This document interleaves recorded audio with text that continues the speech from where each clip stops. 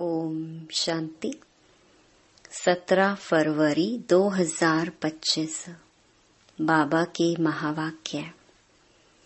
मीठे बच्चे, बाप तुम्हारा मेहमान बनकर आया है तो तुम्हें आदर करना है। जैसे प्रेम से बुलाया है ऐसे आदर भी करना है, निरादर ना हो। प्रश्न: कौन सा नशा तुम बच्चों को सदा चढ़ा रहना चाहिए? यदि नशा नहीं चढ़ता है तो क्या कहेंगे? उत्तर: ऊंचे ते ऊंची आसामी इस पतित दुनिया में हमारा मेहमान बनकर आया है। यह नशा सदा चढ़ा रहना चाहिए, परंतु नंबरवार यह नशा चढ़ता है। कई तो बाप का बनकर भी संशय बुद्धि बन हाथ छोड़ जाते तो कहेंगे इनकी तकदीर। ओम शांति। ओम शांति। 2 बारी कहना पड़े। यह तो बच्चे जानते हैं कि एक है बाबा, दूसरा है दादा, दोनों इकट्ठे हैं ना। भगवान की महिमा भी कितनी ऊंची करते हैं, परंतु अक्षर कितना सिंपल है, गॉड फादर। सिर्फ फादर नहीं कहेंगे, गॉड फादर वह है ऊंच ते ऊंच। उनकी महिमा भी बहुत ऊंच है। उनको बुलाते भी पतित दुनिया में हैं। खुद आकर बतलाते हैं कि मुझे पतित दुनिया में ही बुलाते हैं, परंतु पतित पावन वह कैसे है, कब आते हैं, यह किसको भी पता नहीं। आधा कल्प सतयुग त्रेता में किसका राज्य था, कैसे हुआ, किसको यह पता नहीं है। पतित पावन बाप आते भी जरूर हैं। उनको कोई पतित पावन कहते, कोई लिबरेटर कहते हैं। पुकारते हैं कि स्वर्ग में ले चलो। सबसे ऊंच ते ऊंच है ना। उनको पतित दुनिया में बुलाते हैं कि आकर हम भारतवासियों को श्रेष्ठ बनाओ। उनका पोजीशन कितना बड़ा है, हाईएस्ट अथॉरिटी है। उनको बुलाते हैं जबकि रावण राज्य है। नहीं तो इस रावण राज्य से कौन छुड़ावे। यह सब बातें तुम बच्चे सुनते हो तो नशा भी चढ़ा रहना चाहिए, परंतु इतना नशा चढ़ता नहीं है। शराब का नशा सभी को चढ़ जाता है, यह नहीं चढ़ता है। इसमें है धारणा की बात, तकदीर की बात है। तो बाप है बहुत बड़ी आसामी। तुम्हारे में भी कोई कोई को पूरा निश्चय रहता है। निश्चय अगर सबको होता तो संशय में आकर भागते क्यों। बाप को भूल जाते हैं। बाप के बने फिर बाप के लिए कोई संशय बुद्धि नहीं हो सकता, परंतु यह बाप है वंडरफुल। गायन भी है। आश्चर्यवत बाबा को जानंती, बाबा कहंती, ज्ञान सुनंती, सुनावंती, अहो माया फिर भी संशय बुद्धि बनावंती। बाप समझाते हैं इन भक्ति मार्ग के शास्त्रों में कोई सार नहीं है। बाप कहते हैं मुझे कोई भी जानते नहीं। तुम बच्चों में भी मुश्किल कोई ठहर सकते हैं, तुम भी फील करते हो कि वह याद स्थायी ठहरती नहीं है। हम आत्मा बिंदी हैं, बाबा भी बिंदी है। वह हमारा बाप है, उनको अपना शरीर तो है नहीं। कहते हैं मैं इस तन का आधार लेता हूँ, मेरा नाम शिव है। मुझ आत्मा का नाम कभी बदलता नहीं है। तुम्हारे शरीर के नाम बदलते हैं, शरीर पर ही नाम पड़ते हैं। शादी होती है तो नाम बदल जाता है, फिर वह नाम पक्का कर लेते हैं। तो अब बाप कहते हैं तुम यह पक्का कर लो कि हम आत्मा हैं। यह बाप ने ही परिचय दिया है कि जब जब अत्याचार और ग्लानि होती है तब मैं आता हूँ।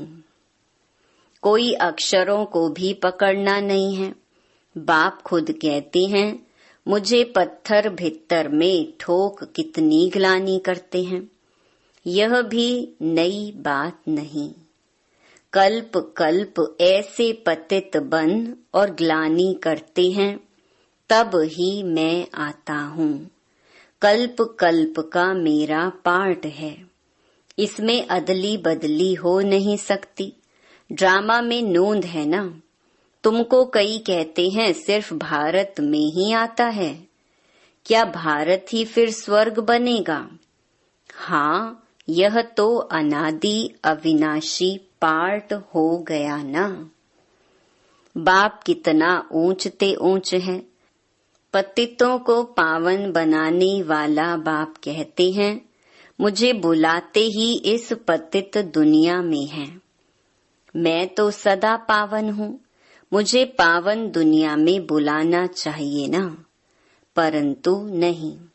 पावन दुनिया में बुलाने की दरकार ही नहीं। पतित दुनिया में ही बुलाते हैं कि आकर पावन बनाओ। मैं कितना बड़ा मेहमान हूँ। आधा कल्प से मुझे याद करते आए हो। यहाँ कोई बड़े आदमी को बुलाएंगे, करके 1-2 वर्ष बुलाएंगे। फलाना इस वर्ष नहीं तो दूसरे वर्ष आएगा। इनको तो आधा कल्प से याद करते आए हो। इनके आने का पार्ट तो फिक्स हुआ पड़ा है। यह किसको भी पता नहीं है। बहुत ऊंच ते ऊंच बाप है। मनुष्य बाप को एक ओर तो प्रेम से बुलाते हैं, दूसरी ओर महिमा में दाग लगा देते हैं। वास्तव में यह बड़े ते बड़ा गेस्ट ऑफ ऑनर, बड़ी महिमा वाला मेहमान है, जिसकी ऑनर माना महिमा को दाग लगा दिया है। कह देते हैं वह पत्थर ठिक्कर सब में है। कितनी हाईएस्ट अथॉरिटी है। बुलाते भी बहुत प्रेम से हैं, परंतु हैं बिल्कुल बुद्धू। मैं ही आकर अपना परिचय देता हूँ कि मैं तुम्हारा फादर हूँ। मुझे गॉड फादर कहते हैं। जब सब रावण की कैद में हो जाते हैं तब ही बाप को आना होता है, क्योंकि सब हैं भक्तियां अथवा ब्राइड्स, सीताएं। बाप है ब्राइड ग्रूम राम। एक सीता की बात नहीं है। सब सीताओं को रावण की जेल से छुड़ाते हैं। ये है बेहद की बात। ये है पुरानी पतित दुनिया। इसका पुराना होना फिर नया होना एक्यूरेट है।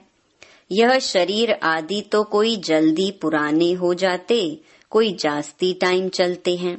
यह ड्रामा में एक्यूरेट नोंद है। पूरे 5000 वर्ष बाद फिर मुझे आना पड़ता है।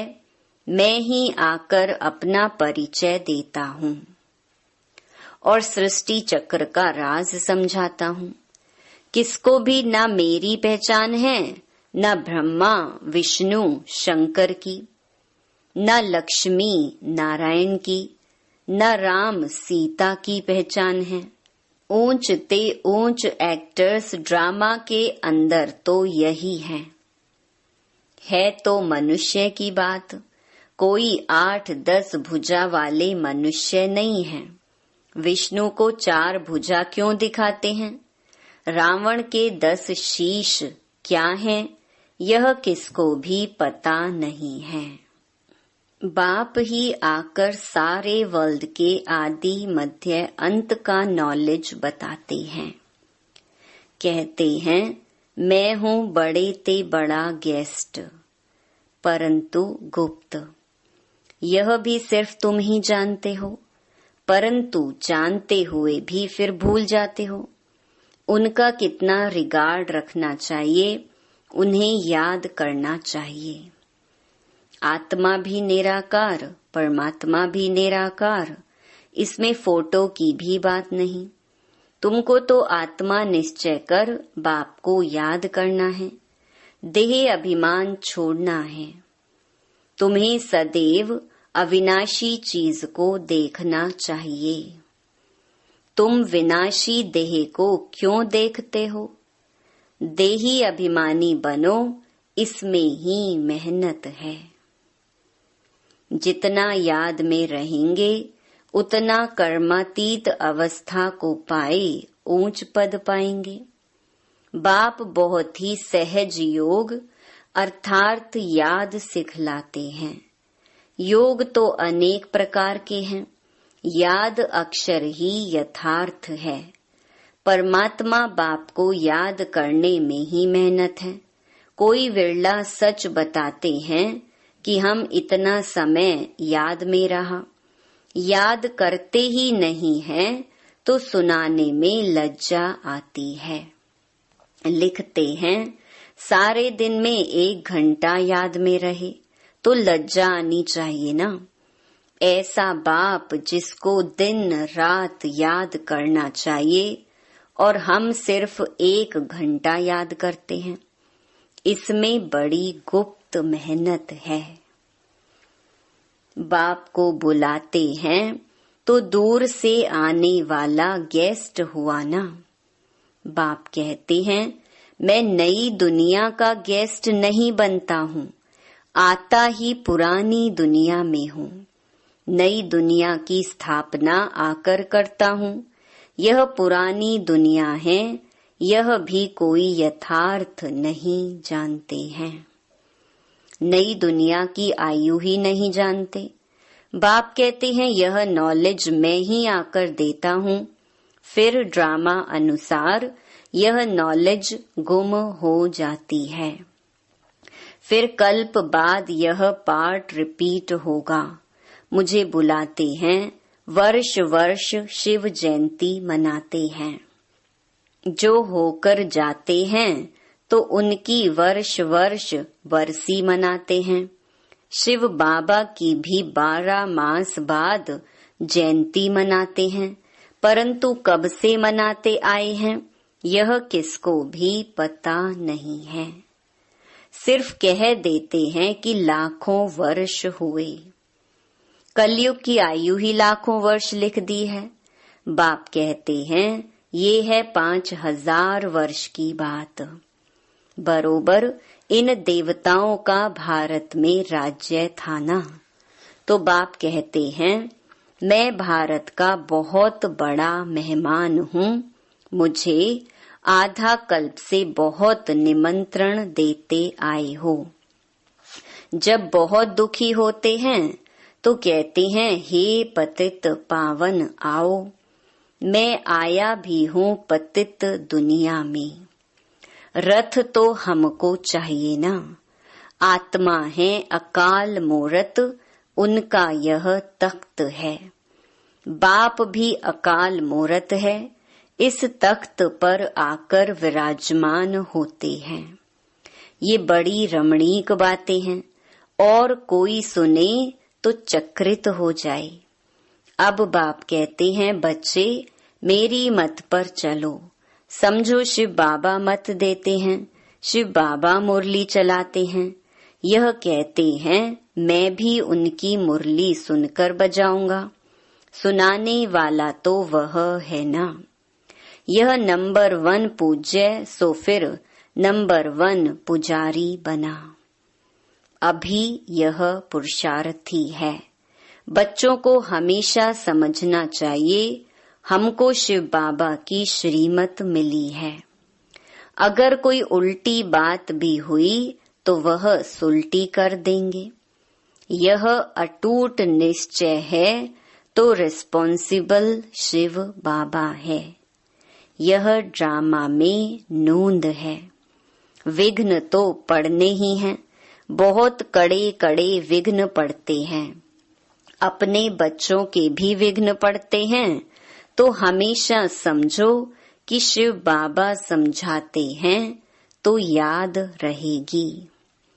कई बच्चे समझते हैं यह ब्रह्मा बाबा मत देते हैं, परंतु नहीं, शिव बाबा ही रिस्पॉन्सिबल हैं। परंतु देह अभिमान है तो घड़ी घड़ी इनको ही देखते रहते हैं। शिव बाबा कितना बड़ा मेहमान है तो भी रेलवे आदि वाले थोड़े ही जानते हैं। निराकार को कैसे पहचाने व समझे, वह तो बीमार हो ना सके। तो बीमारी आदि का इनका कारण बताते हैं। वह क्या जाने इनमें कौन है। तुम बच्चे भी नंबरवार जानते हो। वह सभी आत्माओं का बाप और यह फिर प्रजापिता मनुष्यों का बाप। तो यह दोनों बाप दादा कितने बड़े गेस्ट हो गए।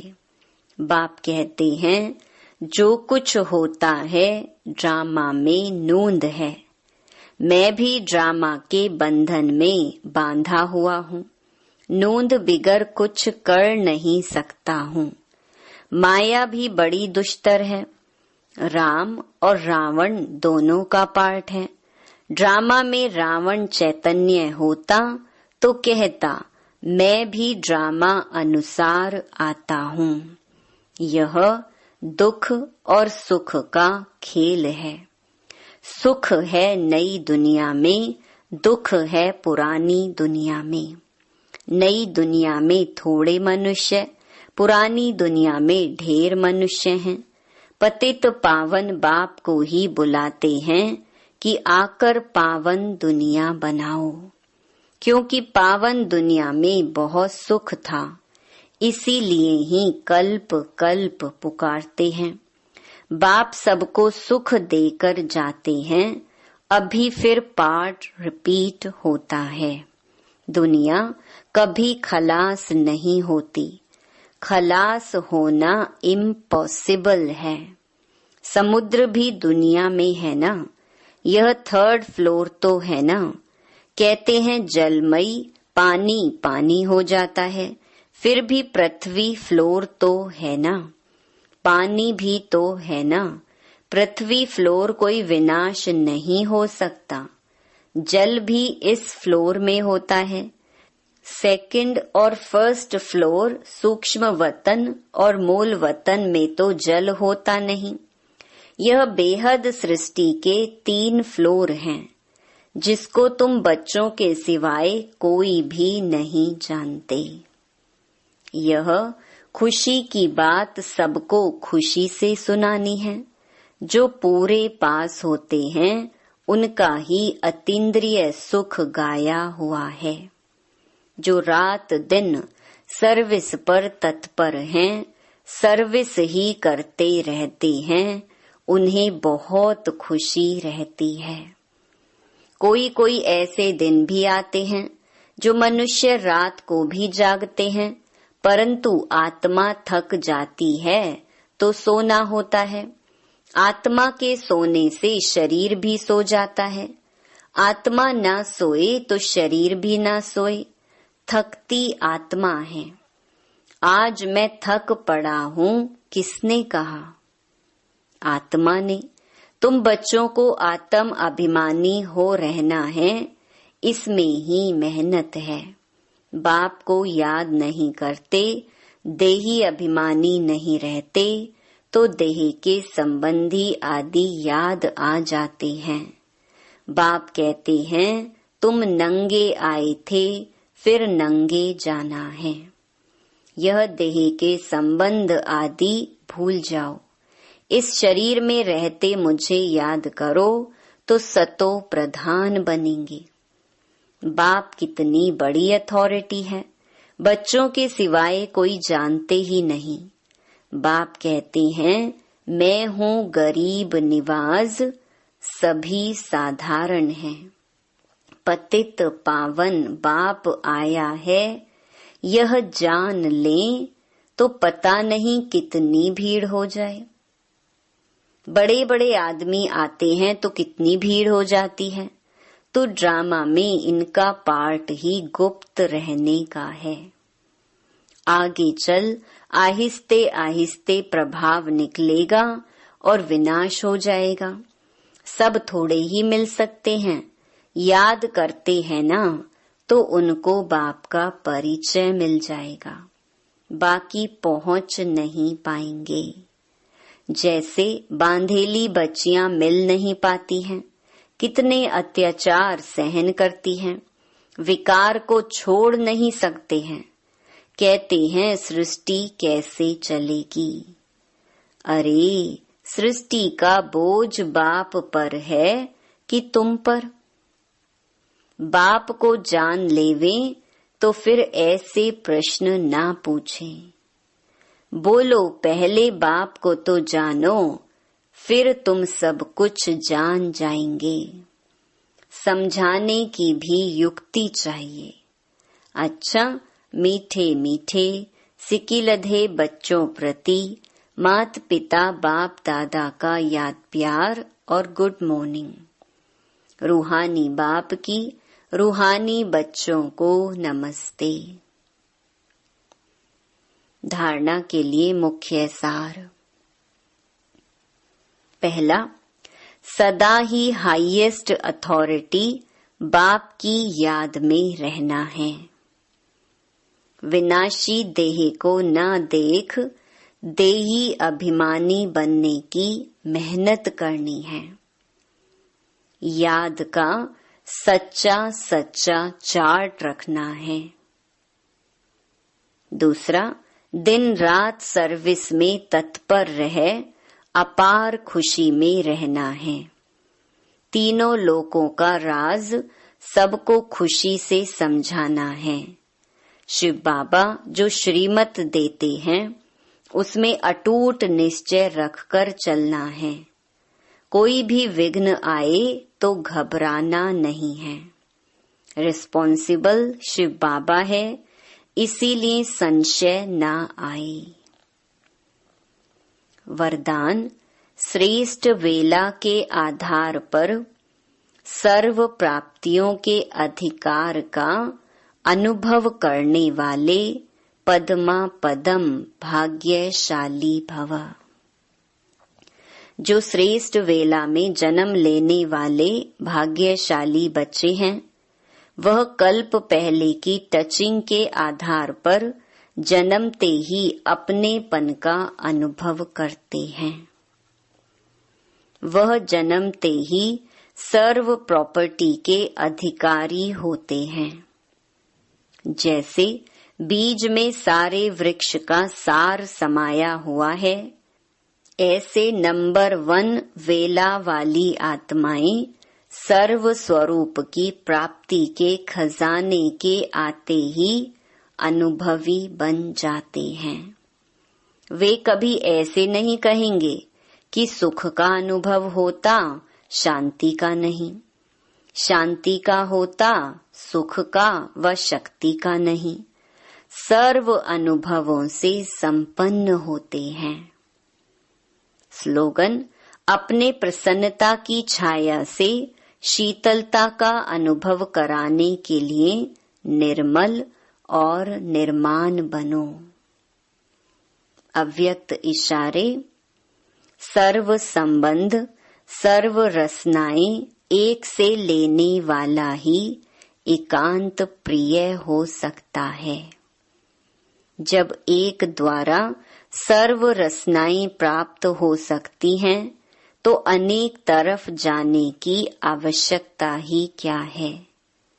सिर्फ एक शब्द भी याद रखो तो उसमें सारा ज्ञान आ जाता, स्मृति भी आ जाती, संबंध भी आ जाता, स्थिति भी आ जाती और साथ साथ जो प्राप्ति होती है वह भी उस एक शब्द से स्पष्ट हो जाती। एक की याद, स्थिति, एक रस और ज्ञान भी सारा एक की याद का ही मिलता है। प्राप्ति भी जो होती है वह भी एक रस रहती है। अच्छा, ओम शांति।